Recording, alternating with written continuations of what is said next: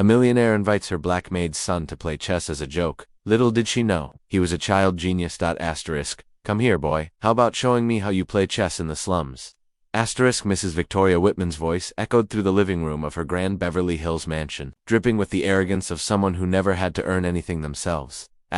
Diego Santos, 17, was helping his mother, Carmen, serve guests at the charity dinner when the millionaire decided to make him the evening's entertainment. The other guests, businessmen, politicians, and their bored wives chuckled discreetly behind their crystal champagne glasses.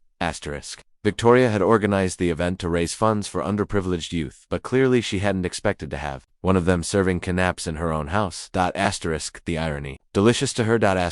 I bet he can at least move the pieces. Victoria continued, gesturing toward the Italian chessboard that decorated the coffee table. It'll be fun to see what this boy can do against someone who's actually studied the game. Mr. Hamilton, owner of 3 hotel chains, leaned toward his wife and whispered, I bet he doesn't even know the knight moves in an L shape. Laughter rippled through the room like waves across a lake of superiority. Diego's mother, Carmen, lowered her eyes, her hand tightening around the silver tray. 20 years cleaning that house, raising her son alone on a maid's salary, and she still had to stand there, watching her boss turn her boy into a joke to impress her rich friends. She had known Victoria since they were young. She'd seen her evolve from a spoiled heiress into a cruel socialite over the years.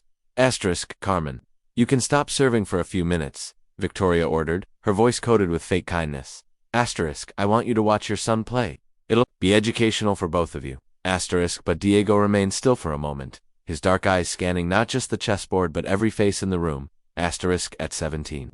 He already understood that silence reveals more about people than 1,000 words ever could. And right now, what he saw was a room full of privileged adults, with no idea who they were dealing with. There was something about Diego's posture that made some of the guests quiet down, a strange stillness, like the calm before a storm. His fingers moved unconsciously, visualizing moves on an invisible board. Of course, Mrs. Whitman, Diego finally replied, his calm voice making some of the guests exchange curious glances. It'll be my pleasure. Victoria smiled with satisfaction, settling into the leather armchair like a queen about to watch gladiators. Excellent. I bet you've never played on a board like this, have you? Genuine Italian marble, each piece worth more than, well, you know. State Representative Jennifer Mills, seated near the window, commented aloud. Victoria, are you sure this isn't cruel? The poor boy's going to be humiliated. Nonsense, Victoria retorted, adjusting her diamond earrings. It's a learning opportunity. He'll get to tell his friends he played chess in a real mansion. But what Victoria Whitman didn't know, and was about to learn the hard way, was that this so-called slum kid had spent the last 8 years studying every chess opening, every strategy, every trap ever devised by grandmasters. While his classmates played video games, Diego devoured chess books borrowed from the public library. He spent sleepless nights watching legendary matches on the broken computer he had repaired himself. In the quiet early mornings, while Carmen worked double shifts cleaning, Diego studied the games of Kasparov, Fischer, and Carlsen. He had memorized over 200 different openings, and could recite the 50 most famous chess defenses by heart. But most importantly, Victoria had no idea that she was moments away from being humiliated by the same boy she had underestimated out of pure prejudice, in front of all her powerful friends. And when the truth came out, it wouldn't just be a chess defeat, would be a lesson one she'd carry with her for the rest of her life. As Victoria theatrically arranged the pieces, Diego watched every guest. There was something in his eyes, a quiet warning that he wasn't just preparing for a chess match. He was about to rewrite every assumption in that room about who truly deserves respect. If this story of prejudice and rising above adversity touched you, don't forget to subscribe to the channel.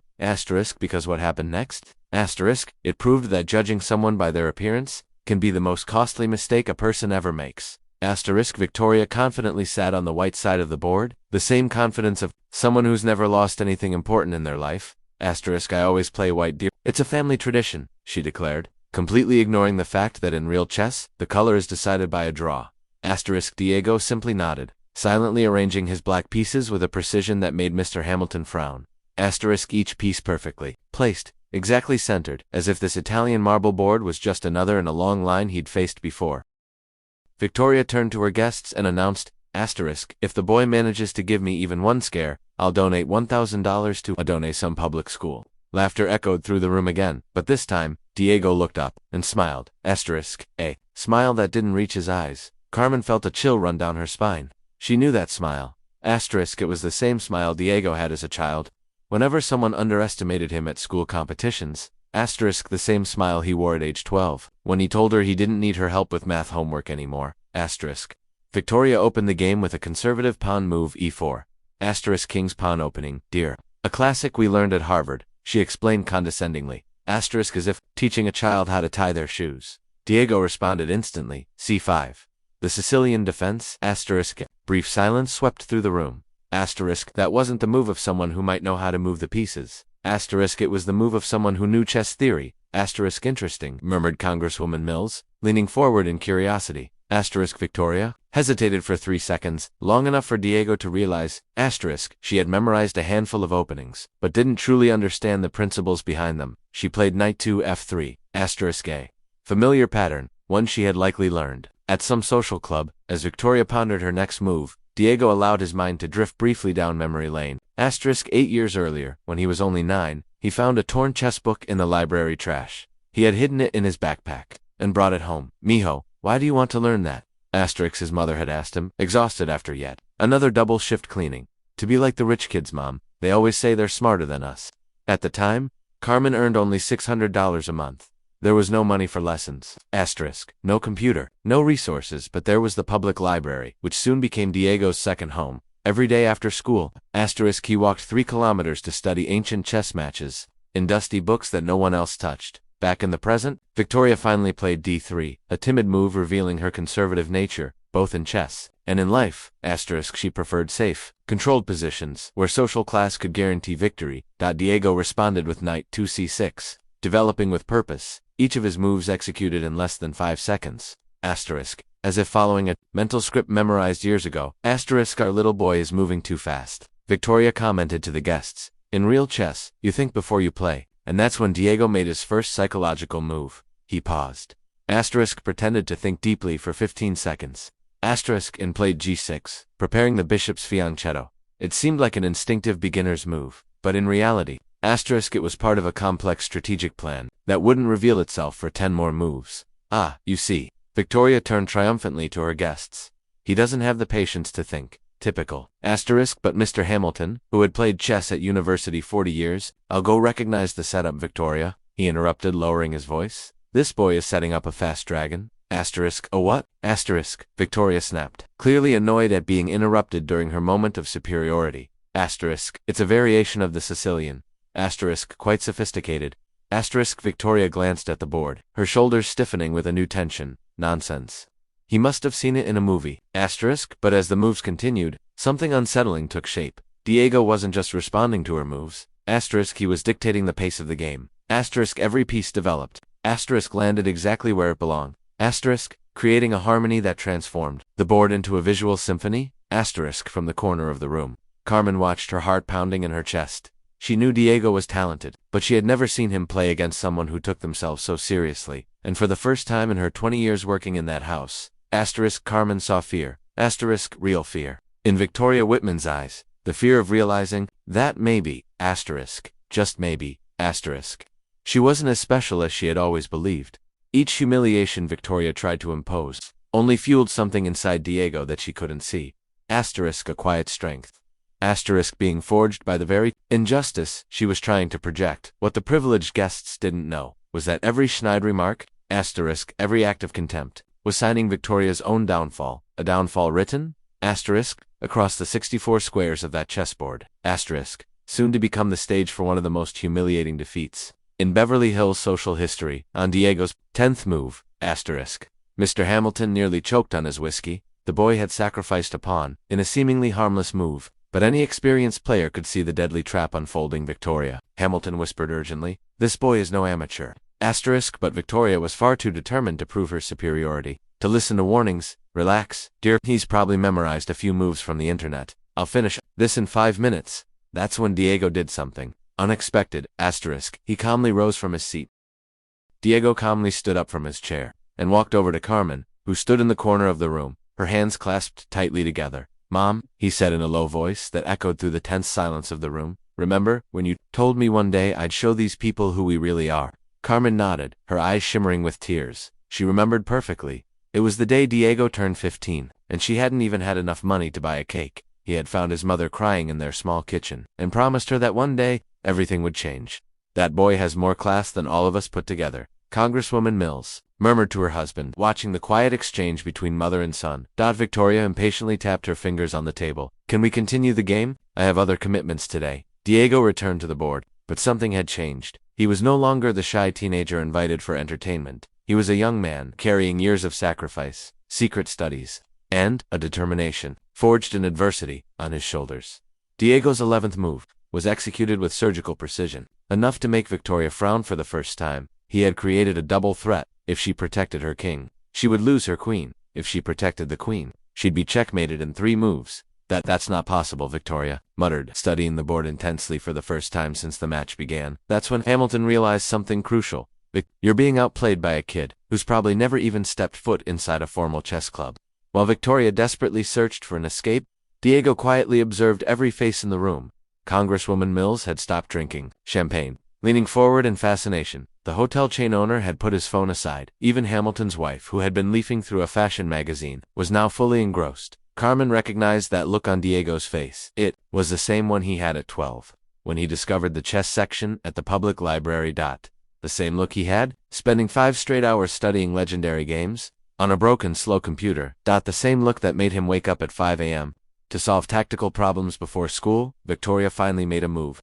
A desperate attempt to escape the trap, but it was too late. Diego had calculated that possibility 6 moves ago. "Check," he said simply, moving his queen to a position that offered 3 different winning Coente and Uations. The silence in the room was deafening. Victoria stared at the board, then at Diego, then back at the board. Her hands trembled, not from fear, but from the contained rage of realizing she was being systematically destroyed by someone she considered inferior. "You must have seen that sequence somewhere," she snapped, her voice pitched higher than normal. "No one learns that on their own."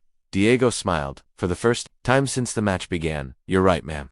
I learned it from Garry Kasparov." "Kasparov taught you?" Hamilton asked incredulously. "Not personally," Diego replied, moving a piece to what was clearly the final blow. "But I studied all his documented games, 183 to be exact. He used this exact sequence against Karpov in the 1984 World Championship. Game 23. Victoria looked around the room, searching the guests' faces for support, but what she found was something entirely unfamiliar: silent disapproval.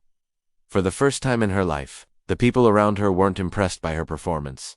Carmen stepped forward, her voice steady and clear. "My son woke up every day at 5 a.m. to study before school. He walked 6 miles to the public library because we couldn't afford internet when I worked double shifts. He stayed up all night solving chess problems by candlelight because our electricity was cut off." The room was completely silent now. Diego looked at his mother, a mixture of love and determination in his eyes, a look so powerful it made some guests lower their gaze in shame. "Checkmate," Diego said softly, placing his queen in the final position. Victoria stared at the board for a long moment, as if willing the pieces to move themselves. When she finally looked up, Diego was still watching her, the same quiet calm on his face, but everything in the room had changed.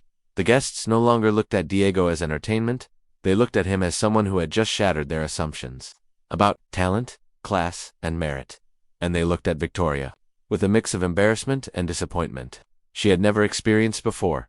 What Victoria Whitman didn't yet realize was that this defeat on the board was only the first move in a much larger game about to begin, a game where all the social rules she had taken for granted would be questioned, and where the boy she had underestimated would prove that true nobility has nothing to do with last names or bank accounts. Victoria stared at the board. For 15 seconds that felt like an eternity. Her trembling fingers touched the fallen king, as if they could magically undo the checkmate. The silence was so heavy, you could hear the ticking of the $15,000 wall clock. That was luck," she muttered, her voice trembling. All her earlier confidence gone. He must have memorized that specific sequence somewhere. Hamilton stood and walked over to the board. "Victoria, that boy just executed a Sicilian variation that even I didn't know, and I've been playing chess for 40 years. Congresswoman Mills discreetly pulled out her phone and began recording. As an experienced politician, she immediately recognized the viral value of this moment. A racist millionaire, humiliated by a prodigy she had underestimated. "I don't accept that," Victoria snapped, standing abruptly and knocking over pieces. "Something's wrong here. No one learns to play like that on their own. Someone trained him, specifically to humiliate me." Diego remained seated, watching her with the same unshaken calm. Would you like a rematch? I can play anyone here, or all of them at once, if you prefer. A nervous murmur spread through the guests. The offer sounded impossible, but after what they had just witnessed, no one dared to doubt him. You're being arrogant now, Victoria retorted, her face red with anger and humiliation. A boy from the slums doesn't talk to his superiors like that. That's when Carmen stepped forward, and for the first time in 20 years, looked Victoria Whitman directly in the eye, without lowering her head. Mrs. Whitman, Carmen said, her voice unwavering. My son is not from the slums. We are from a working-class community, and he is not being arrogant. He's being honest about his abilities, something you clearly cannot do about yours. The tension in the room skyrocketed. Guests exchanged uncomfortable glances. Realizing this was no longer just a chess match, Victoria turned to Carmen, furious. How dare you speak to me like that? Have you forgotten your place in this house? No, Carmen replied calmly. I remembered my worth. Hamilton intervened, clearly uneasy with where the conversation was headed. Victoria, perhaps we should recognize that the young man is truly talented. Victoria laughed bitterly. Don't you see? This was set up. Someone trained him specifically to make me look like a fool in my own home. Diego finally stood up, and when he spoke, his voice carried a maturity that silenced every adult present. Mrs. Whitman, do you want to know the truth? I wasn't trained to humiliate you. I've spent the last 8 years studying chess because I dreamed of playing against people who respected the game, people who understood that talent has no color, no social class, and no last name. He paused, looking each guest in the eye. When you invited me to play how we play in the slums, I thought I finally had a chance to prove I deserved respect. But now I realize you never wanted a fair match. You wanted a show of humiliation. Congresswoman Mills had stopped recording. She watched the scene, fascinated. How old are you, kid? 17? Diego replied. And how long have you been playing seriously? 8 years. Mills turned to Victoria, her expression a mix of disbelief and disapproval. Victoria, you've just been defeated by a self-taught teenager, a teenager whose family you employ, a teenager you invited to play. As a joke, Victoria felt the weight of every stare in the room. But for the first time, they weren't stares of admiration or envy. They were stares of judgment. I didn't know he played seriously. She tried to defend herself, but even to her own ears, her voice sounded weak. The question isn't whether he played seriously, Hamilton replied, clearly irritated. The question is, you invited him to play, assuming he'd be easily defeated. Why? Because he's your maid's son. Because he's black. Because he doesn't have money. The silence was devastating. Diego calmly arranged the pieces on the board, each move with perfect precision. Thanks for the game, Miss Whitman. It was educational. When he finished, he turned to his mother. Mom, can we go? I have school tomorrow. Carmen nodded, removing the apron she had worn to serve the guests. But before leaving, she turned to Victoria one last time. Mrs. Whitman, thank you for showing me. My son deserves to be in much better places than this. As mother and son walked toward the door, Congresswoman Mills called out, Diego, are you interested in scholarships? I know some universities that would love to have someone with your talent. Diego stopped and smiled his first genuine smile of the night. Very interested, ma'am. Mills handed him her card. Call me on Monday. Victoria stood motionless, still processing how she had lost total control. In less than an hour she had gone from respected hostess to the woman who underestimated a prodigy. In front of powerful witnesses,